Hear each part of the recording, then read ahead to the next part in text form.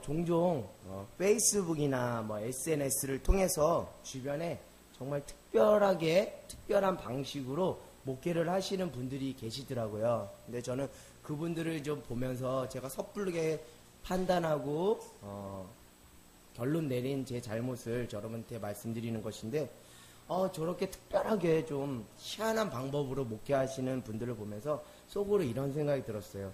저렇게 목회하면 과연 될까? 망하지 않을까? 라는 우려 섞인 생각을 했습니다. 그런데 놀랍게도 그분들을 통해서 하나님 오늘도 한 생명을 일으켜 세워주시는 그 놀라운 목회 현장을 또 계속 하나님께서 그 희한한 방법을 통해 일하시는 목사님을 통해서 목회를 이어가시더라고요. 참 그걸 보면 목회가 참 재밌다. 어떻게 저런 방식을 가지고도 목회를 하나.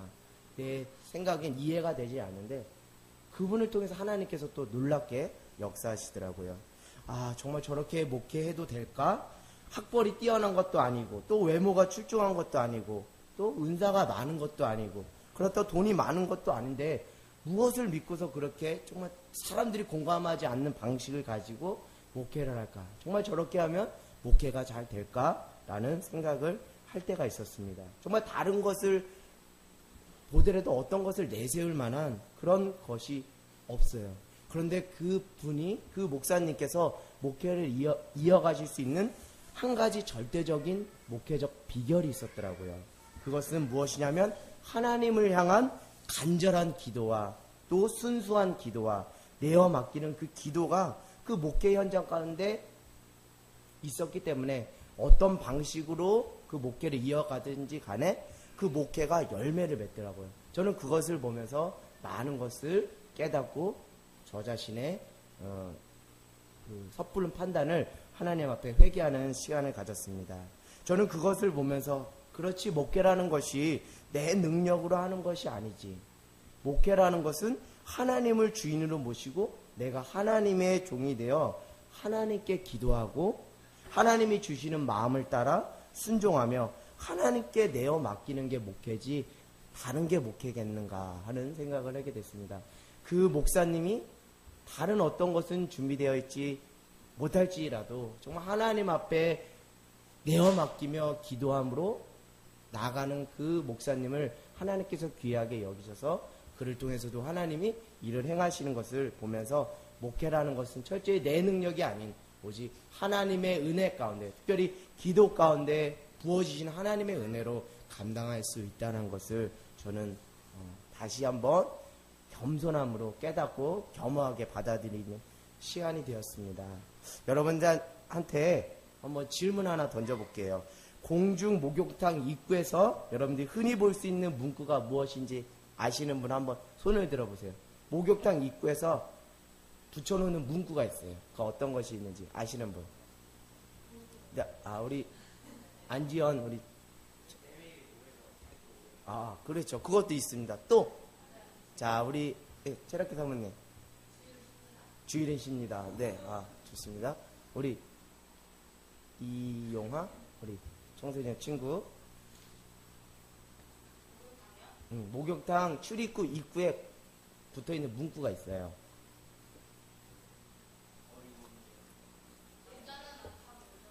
네, 맞습니다. 근데 제가 여러분께 유도한 질문에 답은 아직 안 나왔는데 여러분 그거 보셨을 거예요. 그것은 무엇이냐면 맡기지 않은 물건은 뭐하지 않습니다? 책임지지 않습니다. 이게 있어요. 여러분들 한번 나중에 목욕탕 들어가시면서 한번 보세요. 맡기지 않은 물건은 뭐하지 않는다? 책임지지 않는다. 여러분 이 문구 참 좋죠? 맡기지 않은 물건은 책임지지 않습니다. 근데 여러분 이 문구를 신앙적으로 다시 한번 읽어보면 이 안에 대단한 진리가 숨어있는 거 아시죠? 맡기지 않은 물건은 책임지지 않습니다. 여러분 신앙에 귀한 의미가 있는 줄 믿습니다. 오늘 이 말씀을 통해서 하나님이 주시고자 하는 귀한 메시지가 있는데 한번 우리가 이 문구를 통해서 정말 과연 믿음이 무엇인지 우리가 다시 점검하는 은혜가 있기를 원합니다. 제가 방금 전에 정말 특별한 방법을 통해서 목회하는, 그러면서도 희한하게 망하지 않는 그 목회 현장 가운데 승리하시는 그 목사님의 비결이 다른 것이 아니에요. 하나님께 맡기면 누가 책임지신다고요? 하나님이 책임지시고 그 믿음이 있기 때문에 그렇게 하시는 거예요. 여러분 하나님께 한번 맡겨보세요. 그런 맡기는 인생은 하나님께서 절대로 외면하지 않으시고 반드시 여러분을 책임져 주실 줄 믿습니다. 할렐루야. 그러나 반대로 내가 하나님 앞에 맡기지 않고 내 방식, 내 생각으로 한다면 하나님도 그 영혼을 어떻게 할 수가 없는 거예요. 여러분에게 권면하자면 일찍부터, 어린 나이부터, 지금부터 여기에서 정말 내 삶을 하나님께 맡기는 귀한 은혜가 있기를 원합니다. 그럴 때 하나님께서 여러분의 삶을 책임져 주실 줄 믿습니다. 세상 사람들이 봤을 때 저 사람 희한하게 망하지 않네. 정말 희한하게 망하지 않네. 그걸 두 글자로 뭐라 그래요? 희망이라 그래요. 그래서 희한하게 망하지 않는 그리스도인들을 보면서 희망이라는 것이 저 안에 있구나. 희망 안에 누가 있나 봤더니 하나님이 계시구나 라는 것을 증거하는, 하나님을 증거하는 증인의 삶을 살아가는 저와 여러분이 되길 원합니다. 아멘. 우리 지연이, 안지연? 우리 지연이를 보면 딱히 지연이가 내세울 거 없지만 희한하게 망하지 않고 음악으로 하나님을 높여드리고 아주 세상 사람들 앞에 높임을 받는 그걸 보면서 사람들은 우리 지연의 삶을 통해서 무엇을 발견한다고요? 희망을 발견. 그 희망의 중심에 누가 있다는 것을 알게 된다고요? 하나님. 그러니까 내 삶을 통해서 무엇이 되는 거예요? 전도가 되는 거예요. 여러분 하나님께 맡기면 하나님이 여러분의 삶을 책임져 주시는 은혜가 있을 줄 믿습니다. 오늘 말씀 본문은 아람의 군대 장관 누가 나와요? 나아만이 이스라엘의 선지자 누구를 통해서? 엘리야를 통해서 나병이 치료되는 사건을 담고 있습니다. 근데 여러분 잘 알다시피 아람과 이스라엘은 어떤 관계일까요? 적대적인 관계예요. 적대적인 관계인데 쉽게 말해서 적대국의 장군인 나아만이 이스라엘의 선지자 엘리사를 통해서 무엇을 고친 사건이에요? 나병을 고친 사건이에요. 성경은 나아만 장군을 이렇게 표현하고 있어요. 우리 함께 1절을 한번 읽어보겠습니다. 시작. 아람 왕의 군대 장관 나아만은 그의 주인 앞에 크고 존귀한 자니 이는 여호와께서 전에 그에게 아람을 구하게 하셨습니다. 그는 큰 용사이나 나병 환자더라. 아멘. 나아만은 하나님의 은혜로 아람을 구하고 정말 아쉬울 곳이 없는 삶을 살았어요. 어떤 부와 명예와 지위를 가지고 아쉬울 것 없이 살았습니다. 그런데 아쉬운 점 한 가지가 뭐예요? 무엇이 나병 환자라는 거예요. 나병 환자 여러분 뭔지 알아요? 우리 흔히 말해서 무슨 병자? 피부 질환이 있는 문둥병이에요. 문둥병. 의학적인 용어로는 한센병을 앓고 있었습니다. 여러분들 우리나라에도 한센병 환자들이 한센병을 앓고 있는 분들이 모여 사는 곳이 어디예요? 소록도. 그만큼 그 나병이라는 것은 참 치유가 안 되는 정말 고치기 힘든 병입니다. 그 병을 나아만 장군이 앓고 있었어요. 5장 2절에서 3절을 보니까 이스라엘에 잡혀온 어린 소녀가 어느 날 나아만 장군의 아내에게 이스라엘의 선지자가 있는데 그 앞에 가서 병을 고쳐달라고 하면 그가 뭐 할 것이다? 고쳐줄 것이니 나아만 장군은 속히 그 이스라엘 선지자에게 가면 좋겠습니다 라고 힌트를 알려줬어요. 결국 아람 왕이 이스라엘 왕에게 이제 편지를 쓰는 거예요. 나아만 장군을 이스라엘에 보내줄 테니까 나아만 장군, 내가 아끼고 사랑하는 나아만 장군을 고쳐주세요 라고 적대국인 이스라엘 왕에게 편지를 썼어요. 근데 7절에 보니까 이스라엘 왕은 이 편지를 읽고 어떤 반응을 보였어요? 이스라엘 왕은 누가 과연 나병을 고칠 수 있을까 하며 매우 근심 걱정을 했어요. 이것을 기회 삼아서 아람 왕이 이스라엘을 공격할까봐 매우 두려워서 날마다 전전긍긍했습니다. 그때 8절에 이스라엘 왕이 자기 옷을 찢으며 고민하고 있다는 소식을 선지자 엘리사가 듣고 나아만 장군을 자기에게 보내주면 내가 고치겠나이다 라고 이렇게 8절에 말하고 있어요. 그래서 이제 우리가 함께 오늘 말씀 본 것처럼 나아만 장군이 9절에 누구의 집에 찾아가요?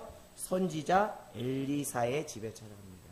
근데 여러분 엘리사가 어떤 반응을 보였냐면 10절에 엘리사는 나아만 장군을 밖에서 나가서 영접하고 맞이한 것이 아니라 사람을 보내서 나아만 장군에게 이렇게 지시를 하는 거예요. 당신은 요단강에 몸을 몇 번? 7번 담그면 당신의 살이 깨끗하게 회복될 것입니다.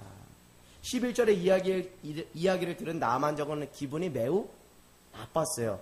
어떻게 나를 이렇게 대접하느냐고 아주 기분이 상했어요. 내가 이래봬도 아람 나라를 구한 무엇이에요? 영웅인데 나를 이렇게 대접할 수 있어? 라고 매우 기분이 상해있었어요. 나아만 장군의 기분이 어땠을까? 우리가 예를 들어서 설명하면 더 이해가 빠를 거예요. 우리나라로 치면 나아만 장군은 이순신 장군과 같은 혁혁한 공을 세운 정말 민족적인 영웅이에요. 근데 민족적인 영웅을 이스라엘 선지자 엘리사가 뭐 한 거예요? 후대접을 한 거예요. 나가서 맞이하지도 않고 사람을 띡 보내서 어디 가서 요단강에 가서 몸을 7번 담그십시오. 그러면 나을 것입니다. 하고 끝. 그러니까 매우 기분이 상한 거예요. 이 나아만 장군은 정말 내가 어떤 사람인데 나를 이렇게 대접하냐고 매우 자존심이 상했을 거예요. 나아만은 엘리사가 자신이 생각하는 방식으로 행동하지 않고 엉뚱한 방식으로 일 처리하는 것을 보고 매우 당황하고 불쾌하며 자존심이 매우 상했습니다. 그러면서 11절에 그는 이렇게 생각했어요. 내가 선지자 엘리사에게 나아가면 하나님 여호와의 이름으로 엘리사가 자신의 나병 부위를 안수하여 치료해 줄 것이라고 생각을 했어요. 그리고 요단강보다 다메섹강, 아바나와 바르발이 더 깨끗한데 깨끗한 걸로 치면 그곳에 가서 씻어도 나을 텐데 왜 굳이 요단강에 가서 몸을 담그려고 하는지 도무지 이해가 되지 않았습니다. 여러분, 엘리사가 왜 나아만 장군을 만나주지 않고 일방적으로 통보를 했을까요? 정말 엘리사는 정말 상식도 없고 무례한 사람일까요? 왜 엘리사는 이렇게 행동을 했을까요? 엘리사는 이것을 한번 점검해 보길 원했어요. 나아만 장군이 하나님 앞에 나오는 태도가 어떤지를 한번 보고 싶었던 거예요. 정말 심령의 그 가난함으로 겸손하게 하나님의 은혜를 구하며 나오는지를 보기를 원했던 거예요. 여러분, 사랑하는 여러분, 하나님은 은혜를 값없이 주시는 분이에요. 그러나 그렇다고 아무에게나 그 하나님의 은혜가 허락되는 것은 아니에요. 하나님의 은혜는 심령의 가난함으로 하나님의 은혜를 간절히 사모하는 자에게 하나님의 은혜가 임하는 줄 믿습니다. 여러분, 목사님 설교 말씀이 좋아서, 교회 환경이 좋아서, 교회 사람들이 날 잘 받아줘서 하나님의 은혜가 임하는 것이 아니라 내가 1차적으로 하나님의 은혜를 간절히 사모하고 그 은혜가 아니면 나는 하루도 살아갈 수 없는 절박한 그 심령의 가난한 마음으로 하나님께 나아가는 자에게 하나님께서 반드시 은혜를 허락해 주십니다. 할렐루야. 여러분, 앞으로 이런 말은 절대 하시면 안 돼요. 오늘 성경 말씀을 배웠기 때문에 이런 말은 절대 하시면 안 돼요. 목사님 설교가 은혜스럽네? 아니네. 이거 하면 안 돼요. 교회가 은혜스럽네? 아니네. 이것도 아닙니다. 교회 사람들이 은혜스럽네? 아니네. 이것은 신앙적인 말이 앞뒤가 맞지 않아요. 정말 하나님의 관점으로 보면 그것은 신앙적인 말이 아니에요. 은혜는 주변 환경이 내가 원하는 대로 다 갖추어져야 은혜를 받는 것이 아니라는 거예요. 은혜를 받는 주체인 내가 전적으로 하나님 앞에 그 은혜를 간절히 사모하면 어떤 환경이든지 간에 하나님은 그 사람에게 내가 알 수 없는 큰 은혜를 주신 줄 믿습니다. 할렐루야. 이런 면에서 보면 박해가 심했던 초대교회는 은혜 받을 환경인가요? 아닌가요? 절대 은혜 받을 수 없는 환경이에요. 그럼에도 불구하고 놀랍게 초대교회가 가운데 하나님의 은혜가 임했다는 사실을 우리는 사도행전을 통해서 익히 잘 알고 있습니다. 결국 나아만 장군은 자신이 생각하는 방식대로 환경이 갖춰지면 은혜를 받고 그렇지 않으면 은혜를 못 받는다는 교만한 생각에 빠져 있다는 거예요. 자기가 생각하는 방식과 자기가 생각하는 환경으로 자기를 고쳐줄 거라고 생각하고 갔는데 그것과 다르게 선지자 엘리사는 자기의 방식대로 하는 걸 보고서 거기에 매우 자존심이 상해서 하나님의 은혜를 바로 경험하지를 못했어요.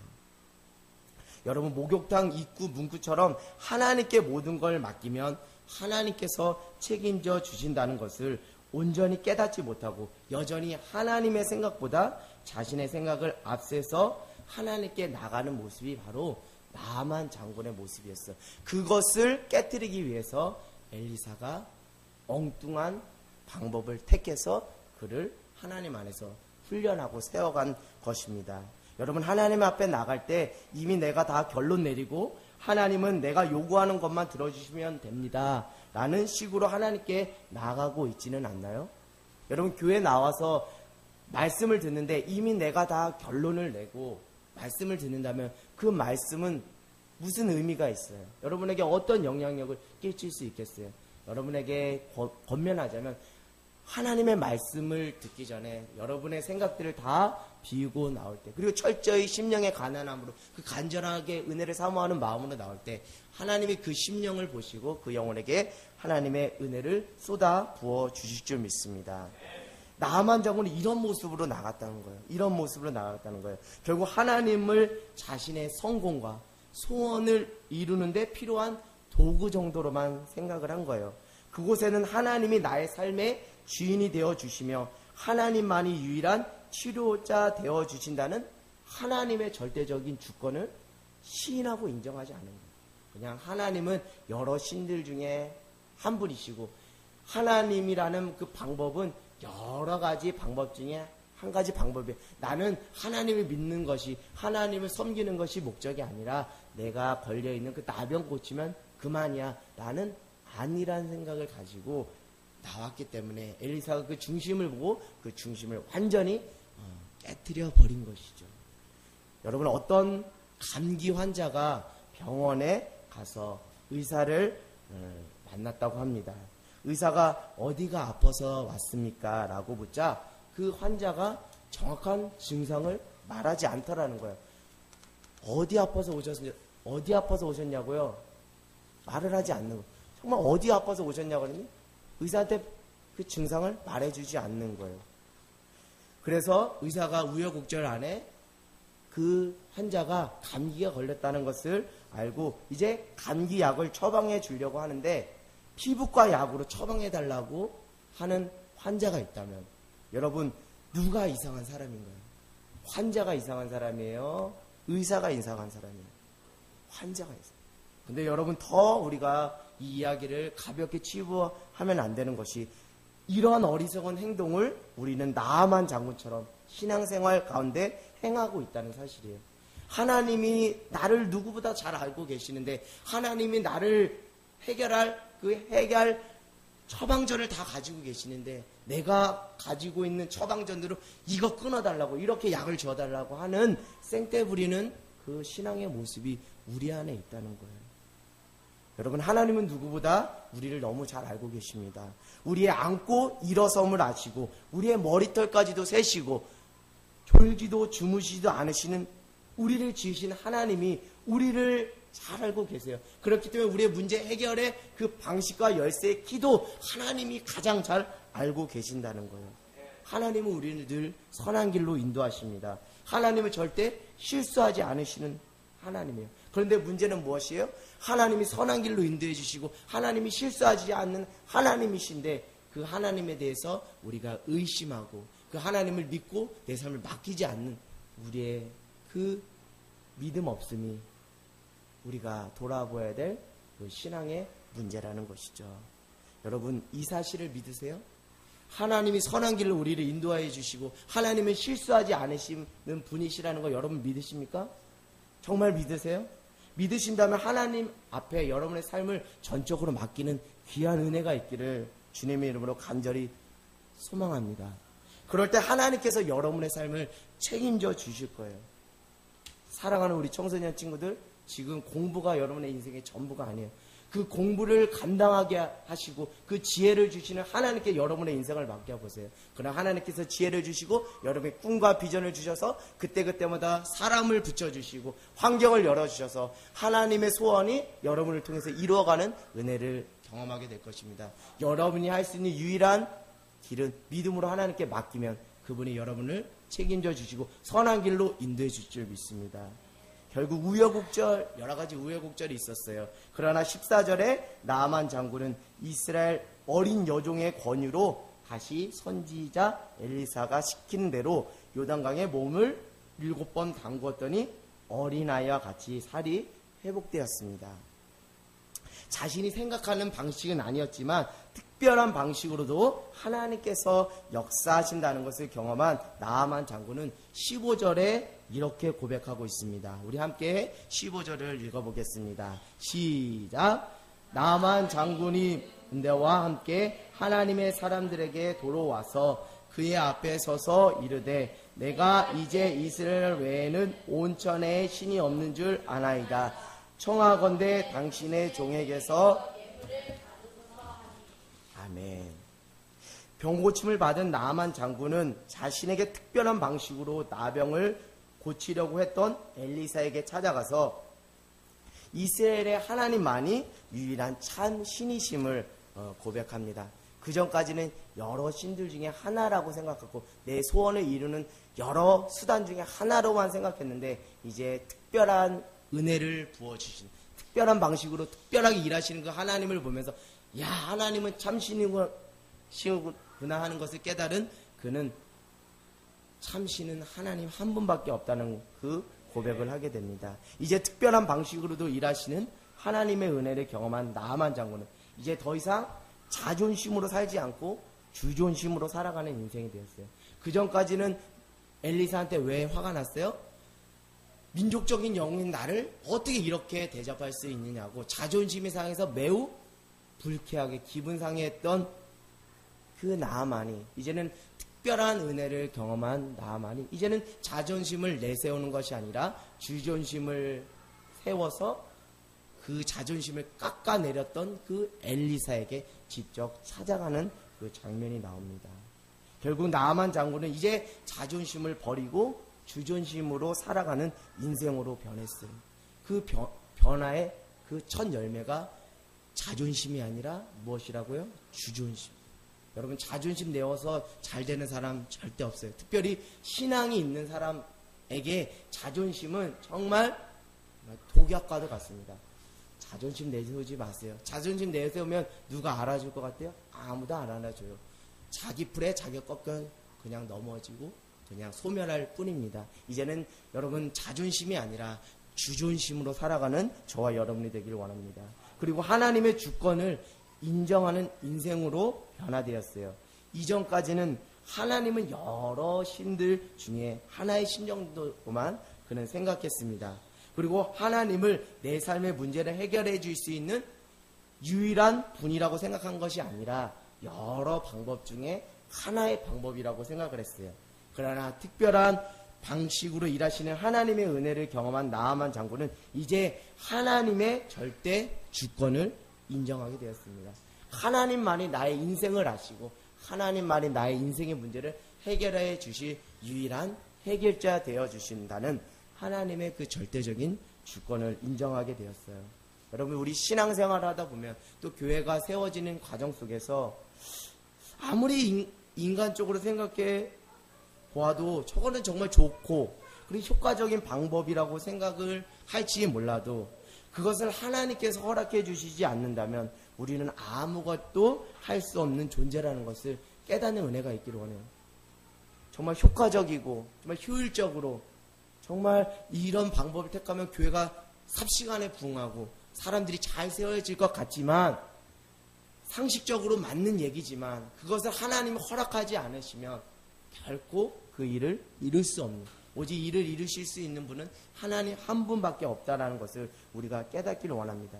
그리고 또 반대로 아무리 인간적으로 생각해봐도 정말 답이 나오질 않아요. 정말 현실 가능성이 없는 방법이라 생각할지라도 그것을 하나님께서 이루시기로 작정하시면 이루어진다는 것을 우리가 철저하게 깨닫는 은혜가 있기를 원합니다. 결국 우리의 인생의 모든 것은 절대적으로 하나님의 손에 있다는 것을 깨닫기를 원해요. 이 나아만 장군이 이 특별한 은혜를 경험하고 내 인생의 절대적인 삶의 모든 것은 하나님의 손 안에 있다는 거예요. 하나님이 흩으시면 나는 아무것도 아니고, 하나님께서 나를 은혜 가운데 세워주시면 내가 살아갈 수 있는, 정말 하나님의 은혜가 아니면 나는 아무것도 아닌 하나님의 절대 주권을 인정하는 귀한 그 신앙의 모습으로 바뀌었습니다. 여러분, 자기 성을 쌓지 마세요. 여러분, 하나님 앞에 구하고서 하나님께서 기뻐하시는 방법대로, 하나님 뜻대로, 하나님 주시는 지혜로 성을 쌓는 은혜가 있기를 원합니다. 내 생각, 내 방식대로 성을 쌓으면 여러분, 결코 그 성은 하나님께서 모래 위에 세운 모래성처럼 삽시간에 흐트러 버릴 수 있어요. 여러분, 하나님의 절대 주권을 인정하는 저와 여러분이 되기를 원합니다. 사랑하는 여러분, 여러분 안에 정말 믿음이 있다면 내가 생각하지 못하는 방식으로도 하나님께서 일하실 수 있고 그것을 성취할 수 있는 분이 바로 우리 하나님이라는 것을 여러분 철저하게 인정하고 시인하는 저와 여러분이 되기를 원합니다. 그리고 그분께 모든 것을 맡기는 저와 여러분이 되기를 간절히 기도합니다.